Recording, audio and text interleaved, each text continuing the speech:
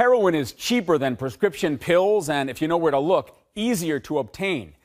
There are more than 38,000 drug overdose deaths per year in this country alone. About 3/4 are related to opiates like heroin. It seems we only hear about it when famous actors or musicians die. We wanted to tell the story of ordinary people who battle the demon of addiction every day. If you're shooting it up, if you're using intravenously, just like a warm, tingly sensation throughout your whole body. The needle marks on Ryan's arms and hands tell a graphic story of addiction that progressed from booze and pot at the age of 12 through the prescription painkiller OxyContin and then onto heroin by 20. I remember the first time I did heroin, $15 worth of heroin. I had never been that high in my life. It was the best thing ever at the time because I was excited that I could get the feeling I wanted and more and be able to afford it. Mitchell knows that story all too well. You feel this incredible sense of well-being, a deep sense of well-being.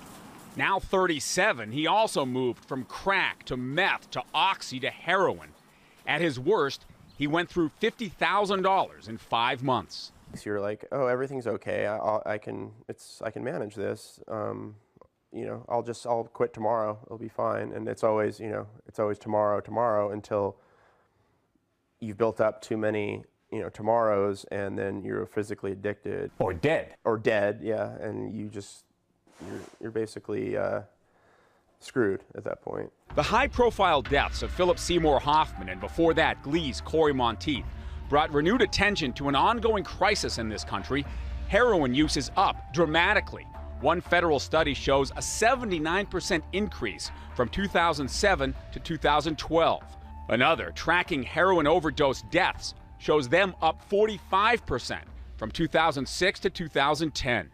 Heroin is not an inner city drug. It's a drug everywhere. It is available throughout Southern California, and we see it across all socioeconomic backgrounds. Addicts like Ryan and Mitchell understand they're risking their lives, but quitting takes so much more than willpower. Why? Drug will change the way your brain functions and structure. So because of that, people do not have control. Dr. A.R. Mohammad's been treating addicts for 15 years. I have dedicated my life to dispel the stigma associated with addiction. As a psychiatrist, he uses a combination of medication and therapy at residential treatment centers like this one, with the peaceful-sounding name Inspire Malibu. This is where we heard Ryan and Mitchell's stories. It's Ryan's third visit. Even the best treatment isn't going to help until you are completely ready to leave that part of your life behind. And are you?